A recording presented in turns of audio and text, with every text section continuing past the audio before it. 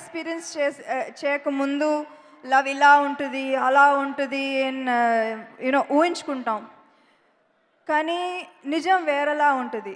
And ఎందుకంటే ఒక్కొక్క love story చాలా యూనిక్. అలాంటి ఒక యూనిక్ నిజమైన లవ్ స్టోరీ. లవ్ అంటే బలం, లవ్ అంటే ధైర్యం, లవ్ అంటే బాధ్యత. సో ఐ బిలీవ్ దట్ ఏమాయ చేసేవే మనం తర్వాత. అందుకే శివ గారికి నా మనస్ఫూర్తిగా ధన్యవాదాలు చెప్పాలి. పెళ్ళి